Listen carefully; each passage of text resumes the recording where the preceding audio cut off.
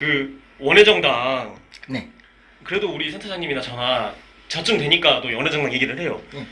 그 어떤 언론사에도 지금 녹색당, 노동당, 미래당, 여성의당, 민생당이 뭘 하는지를 눈 씻고 찾아보도록 알 수가 없습니다. 예, 예. 그냥 뭐 그거는 그냥 이거는 그 정답 네. 페이스북이나 SNS 들어가야 더 빨라. 그러니까 그 부분은 거기 페이스북 들어가지도 않아. 누가 들어가? 존재도 모를 수도 있어요. 그렇죠. 맞아, 맞아. 원래 그랬다고 치는데 그걸 아주 극명하게 보여주는 게 정의당이에요. 네. 3당일 때는 한마디만 해도 얘기가 됐어요. 기사가 나오죠. 심상정 의원이 뭐라고 했다.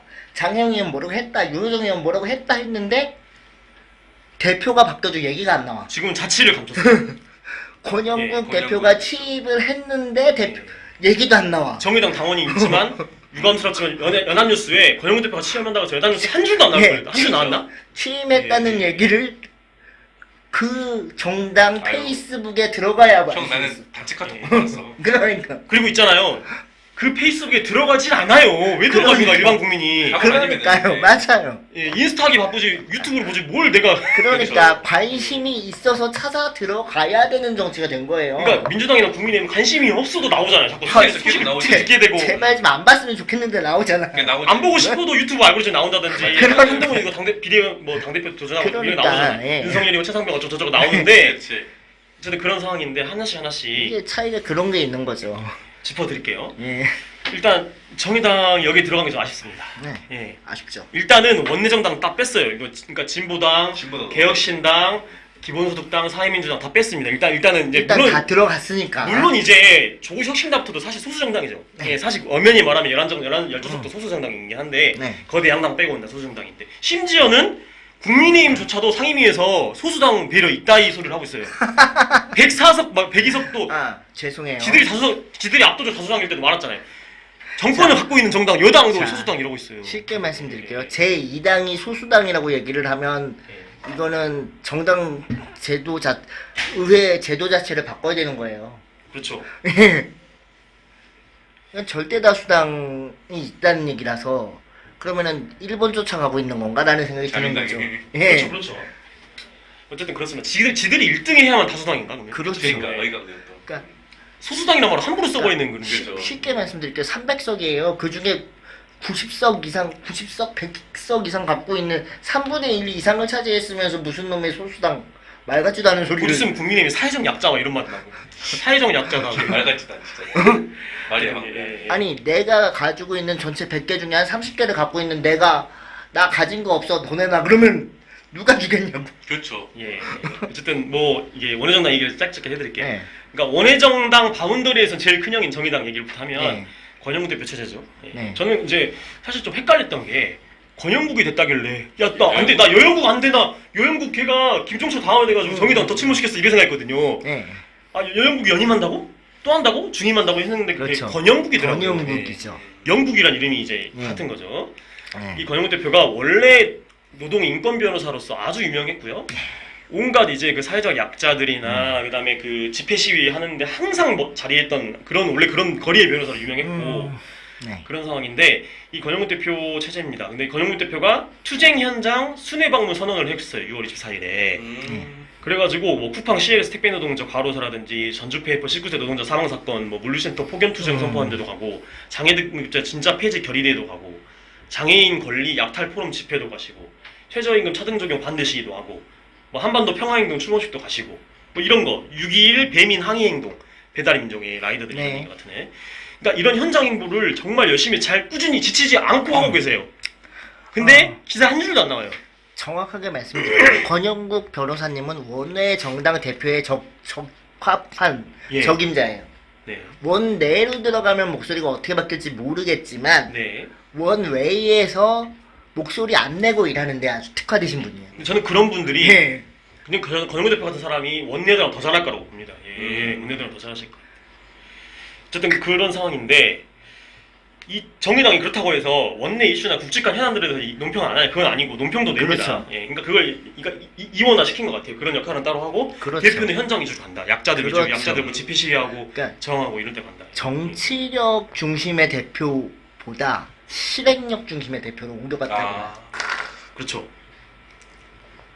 지금은 원외기 때문에 정치력 가지고 할 수 있는 게 별로 없다. 그렇죠. 그러면 그렇죠. 실행력을 바탕으로 해서 다음을 노리자. 우리는 여전히 움직이고 여전히 뭔가를 그들 옆에서 실행하고 있다는 이미지를 줘야 되거든요. 그러니까 계속 현장에 가시는 거예요. 중요한 현장을 찾아서 예 가시는 거. 그러니까 그게 적합한 모습, 원외 정당에 적합한 대표 모델이라고 네. 보는 거예요. 그리고 위기에 처한 분들을 직접 면담하고 도움 줄 수 있는 게 있는지 도와주고 이런 거 하고 예, 계속 이렇게 하는 겁니다. 잘하고 있다고 봐요. 네, 그렇죠. 저는 제가 이제 동욱이랑 혜민이한테 3개월 전에 총선 한 2달 남았을 때 정의당은 빵석 될 것 같다 솔직히 난 그게 느껴진다. 그거는 당원이면 다 다 알고 있는데. 있는 예, 거예요. 예. 예. 근데 그래도 막 제가 페북 보니까 두석은 될 것 같다 이런 분들도 계셨어요. 그래가지고 음. 어쨌든 그래서 솔직히 그건 유치원생도 예상했을 것 같은데. 아 근데 두석 될 것 예. 같다 하는 분도 있어요. 논리적으로 그랬어. 그런 말 아, 하신 분도 있었어요. 그런 시사적인 있었어요. 가능성이야. 있었어요. 예. 심상정뿐만이 아니라 뭐 예. 그 경남 노동자 벨트 뭐 이런 이런 게 있었는데 네, 있었죠. 빵석이 될 것 같고 나는 예. 빵석이 되면 그때부터 정의당이 진짜 시작하는 거다라고 저는 이야기를 했어요. 그래서 그 시작을 하고 있는 것 같아요. 저는 그렇죠. 그래 적합한 대표다. 이게 무슨 뭐 하방론 이런 것까지 아니어도 그놈의 하방 그 단어만 쓰지 마. 알았어요. 그 자체가 굉장히 계급적인 말이에요. 맞아요. 네. 굉장히 예. 배운 사람들이 가가지고 저기 노동 현장 들어가지고 그런 거 있잖아요. 노동자 개화시키고. 그게 개몽시키고.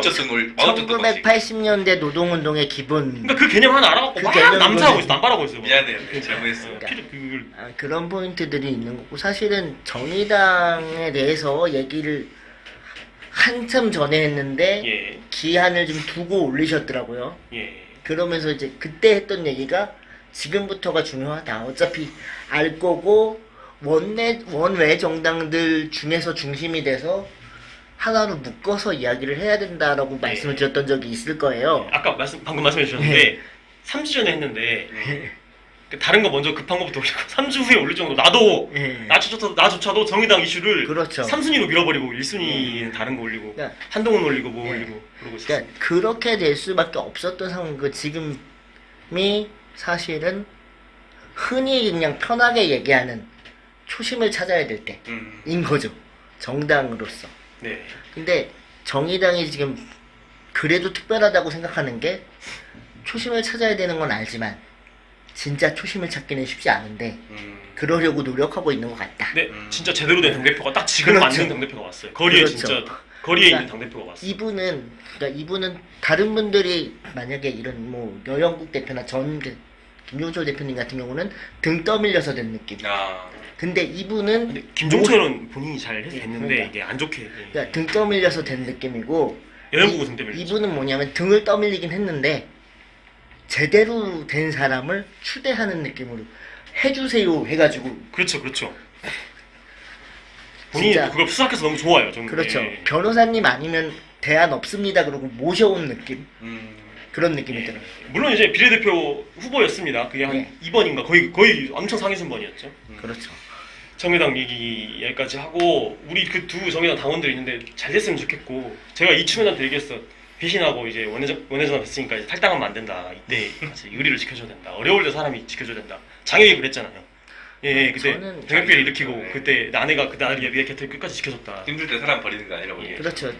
제가 그랬을 거예요. 원외 정당 되고 나서 제가 정의당 입당할 확률이 높아졌다고 말씀드렸어요. 아, 그렇지. 예. 오히려 우리 예.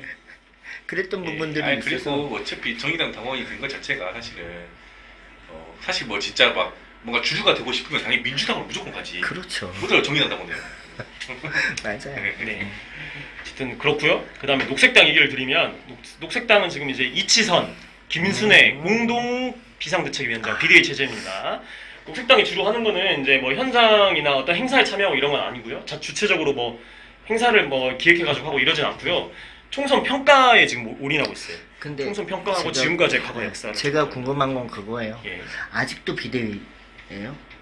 그러니까 녹색당 비대위가 꽤 오래된 것 같은데. 김찬희 대표님이 이제 그 정의당이랑 이제 선거연합이죠. 선거연합정당을 하고 실패했잖아요. 실패하고 네.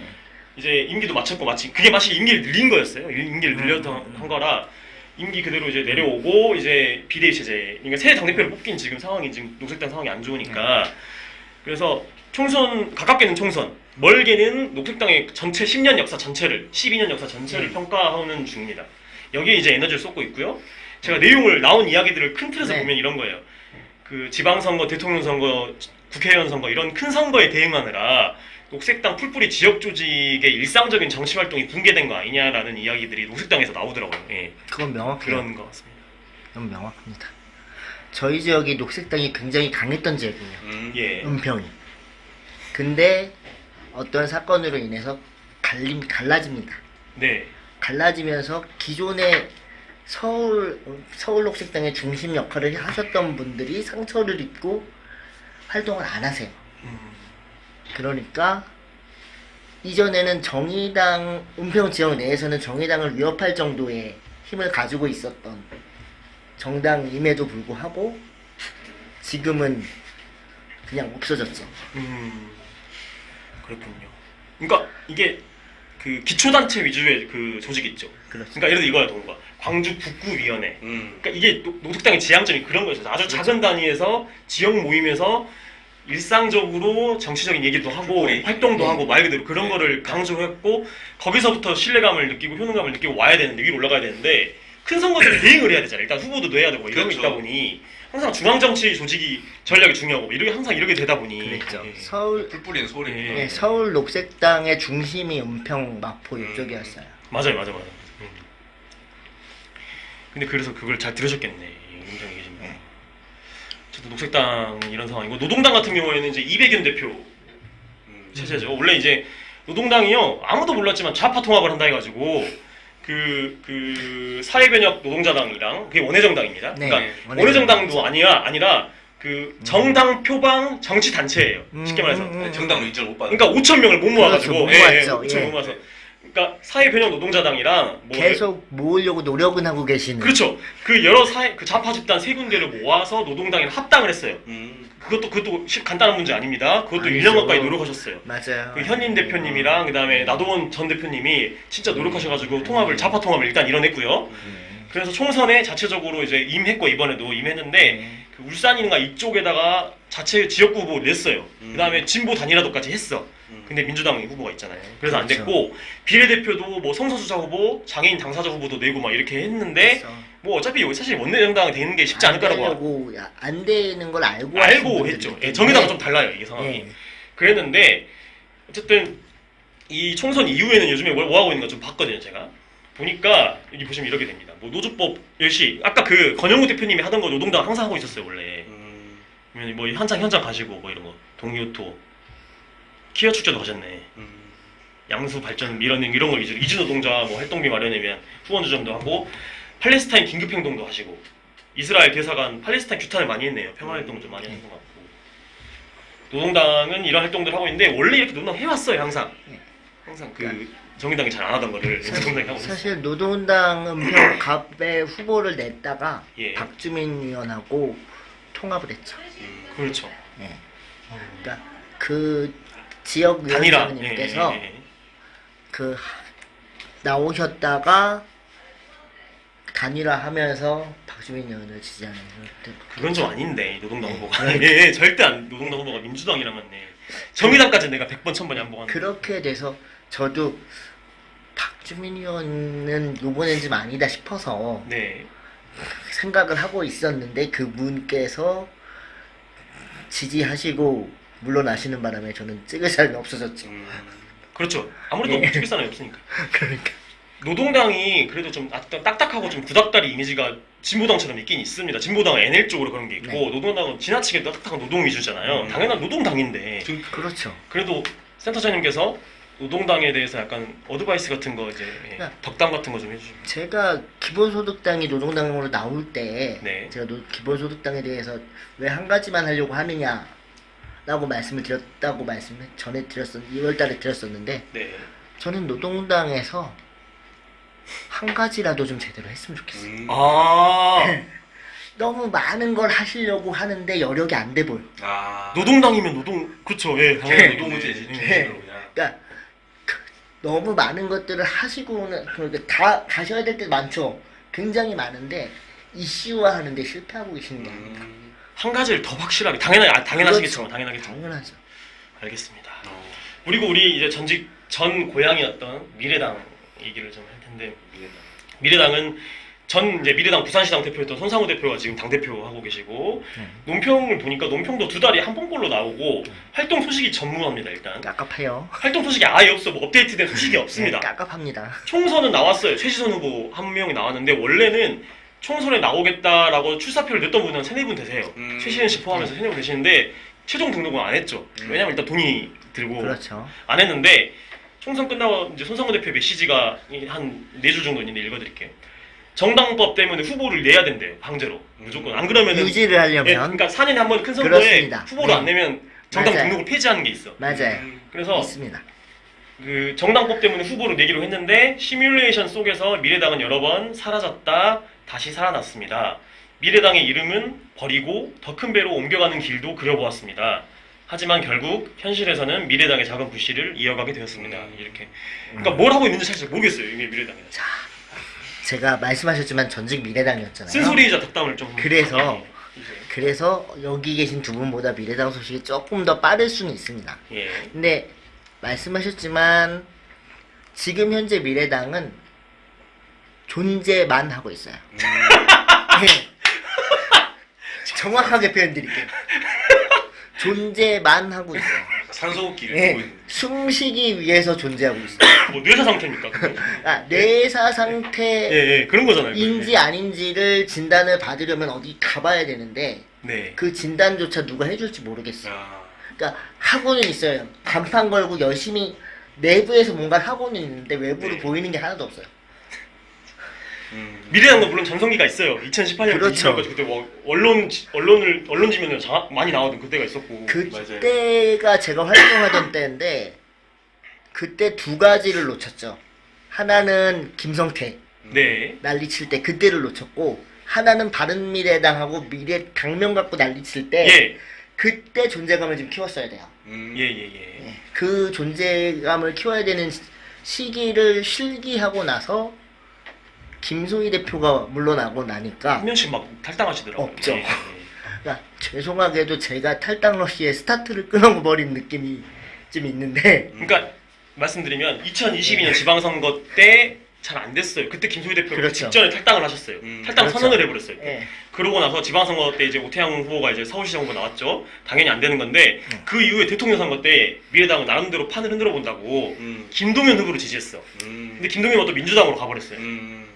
그 이후에 거의 그 심정지 상태로 있다가 갑자기 성추행이 나오면서 그렇죠. 예. 그러니까 제가 그때 준강제추행이 나오면서 제가 그때 답답했던 게 뭐냐 하면 미래당이 선택을 김동연 후보로 했대요. 제가 그래서 아마 그 즈음에 페북에다 무슨 얘기를 했었냐면 김동연도 존재감이 없고 네. 미래당도 존재감이 없는데 네. 둘이 만나서 무슨 시너지를 일으키려고 하느냐 네. 라는 얘기를 했었는데 결국 김동희만 경기도지사 자, 따먹고 공천받고 그 존재감 그랬지. 없던 김동연 후보를 열심히 서포터해서 민주당으로 밀어 넣었죠. 그렇죠. 그러고 그 사람들 남조님 그분들이 대선에서 힘을 다 빼고 조직을 못하니까 예. 이게 맞냐 김소희 대표하고 트러블이 좀 생겼을 거고 그때부터 이렇게 연결해가 캠프 가는 것까지 아마 그랬을 거고 예. 그러다 보니까 이제 반 오태양 세력이라고 할 수 있는 네. 김소희 식의 정치가 실종되고 막을 내렸죠. 그러니까 진짜 직장인의 정치. 예, 그러니까 오태양과 김소희의 이 두 지분, 그러니까 두 건물이 미래당 내에서 두 건물의 견제와 균형으로 굴러가는 게 미래당이었어요. 나름 효과도 발휘했고, 근데 김소희 대표가 뭐라 그러냐면은 결국 의사결정 구조가 일방적이더라. 일방적이고 정답. 오태양이 말하는 대로 흘러가더라라는 말 하신 거예요. 그때 페북에 쓴 그렇죠. 거는 그 말 했어 대놓고 내가 봤을 때는. 그렇게 올라가면서 얘기했죠. 페북에다가 발표하기 한 2, 3일 전에 예. 저한테 개인 메시지로 장문이 왔어요. 그래요? 우리 단독인데 이거? 예, 뭐라고? 3월 15일날 페북에 발표를 하시고 제가 이번에 그것 때 그 전당대 그 모임 때 당 모임 때 선언을 합니다. 하는데 선주님 생각나서 먼저 보낸다고 그러고 똑같은 내용을 미리 봤어요. 페북에 썼던 거를. 예. 이틀 미리 보고 예. 그 내용을 보고 전화를 걸어서 1시간 이상 통화를 했어요. 야, 무슨 얘기를 그때 김소희 대표가 했었냐면 딱 두 부류로 나뉜대요. 그러니까 본인을 먼저 걱정하고 네. 잘했다라고 얘기하시는 부류 하고 그렇지 않은 부분은 그래도 당대표였는데 끝까지 좀 해봐야 되지 않겠냐 네, 네. 의 부류로 그러니까 두 부류 중에 어느 한 부류를 비난하거나 그러고 싶은 게 아니고 딱 그렇죠. 그렇게 둘로 나뉘더라. 미래당에 애정이 있고 같이 활동했던 동고동락 했던 활동 동지잖아요. 그렇죠. 그러니까 욕하고 막 가는 건 그렇죠. 아니었어요. 예, 욕하고 그래서 가는 건 아니었고. 그래서 그 당시 김소희 후보 입장에서는 전 대표 입장에서는 누가 나를 위해주고 나랑 생각을 같이 했던 사람인지를 명확히 알 수 있겠다. 윤복희의 여러분 같은 가사가 나요. 약간 그러니까 나를 네. 나는 너를 그잖아. 그렇지. 그런 얘기를 했었어요. 처음에 네. 제가 나갈 때 했던 얘기가 왜 했던 얘기인지 알 것 같더라. 예. 그러니까 자기가 보통 이제 그 비슷한 경험들을 많이 겪고 있었는데 그거를 각성하는 데까지 시간이 좀 걸렸다. 네. 문제의식을 이미 갖고는 있었는데 네. 그게 발현되기는 시간이 그만큼 걸리더라. 네. 인 거죠. 알겠습니다. 미래당 너무 안타깝고 제가 제일 좋아했던 원내정당이 미래당이었거든요.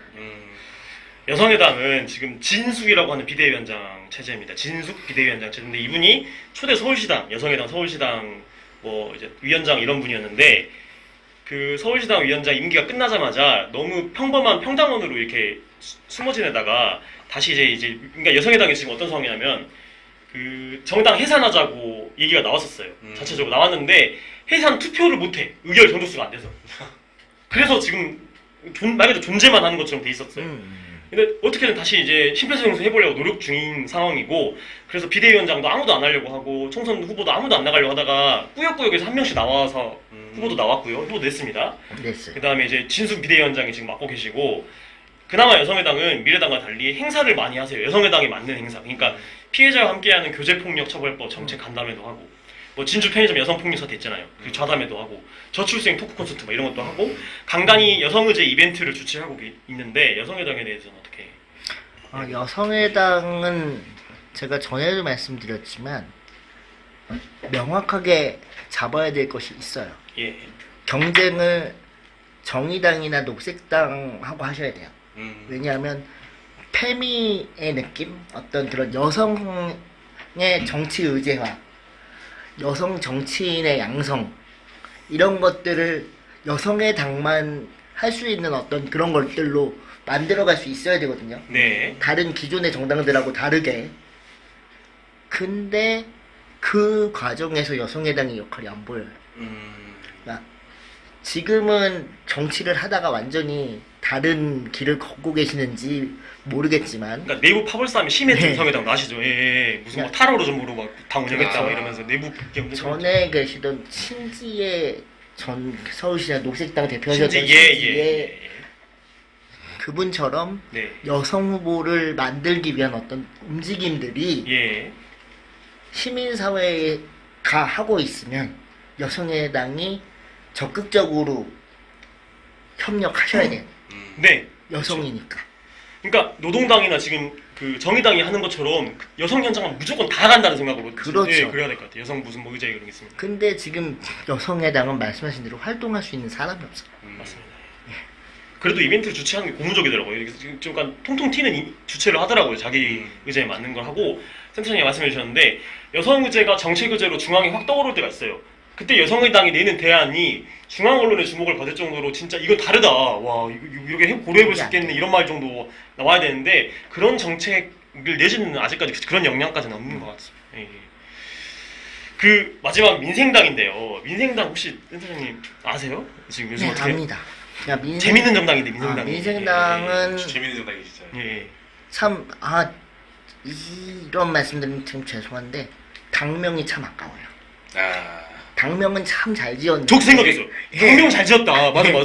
당명은 네. 잘 지었는데 너도 나도 민생이라고 하다 보니까 진짜가 예. 뭐야 그러고 찾아 들어가 봤더니 내용이 없어. 맞아. 채택되는 어쨌든 그 이 민생당이 바른미래당, 민주평화당, 대한신당이 21대 총선 직전에 그렇죠. 의해서 만들어진 거고 근데 그 국회의원 한 사람들은 다 양당으로 싹 다 봤습니다. 다 그러니까. 다, 예. 다 빤스런했고요. 네. 그렇죠. 예, 그래 됐고 지금 이제 서진희 대표 체제입니다. 서진희 네. 대표 체제인데 서진희 대표 그다음에 이내윤 우리 저희 통합이랑 같이 하고 있는 이내윤 최고위원이자 수석 대변인 이렇게 지도부인데 이게 지지부진한 내부 싸움이 있었습니다. 여기도. 길었죠. 그러니까 원래 서진희 대표가 한 작년인가 재작년에 당 대표가 원래 됐어요. 전당대 열어서 됐는데 이분이 민생당 그 지역당 당원이 아니었던 거야. 당원 신분이 아닌데 당 대표가 됐다 뭐 이래가지고 그 이관승, 김정기라는 사람들이 당권 탈취 쿠데타 모의하는 사람들이 그 법원에다가 한 거예요. 가처분 소송 뭐 이런 거 해버린 거야. 당연히 할 수 있죠. 그게 됐어요. 됐고 네. 소송에도 됐고 1, 2심을 다 이겼는데 근데 대법원에서 그게 기적적으로 파기 환송이 났어요. 그러니까 뭐냐면 그러니까 이 서진희 사회 같은 경우는 이거 가지고 그게 볼 수 없다. 서진희 당대표 그 자격을 유지한다라는 식으로 판결이 나왔어요. 그래가지고 지금 지도부가 정상화가 됐어요. 근데 이 김정기와 이관승 전 비대위원장 이 사람들은 선관위나 법원으로부터 정식으로 인정받은 민생당 지도부가 아닌데도 참칭했다. 뭐 이런 거죠. 그러니까 뭐 남미에서 쿠데타 많이 일어나지 막 이렇게 그렇죠. 막 그런 식으로 해서 비대위만 3년 8개월 했다. 이러거든 민생당이. 비대위만 네. 3년 8개월 했다.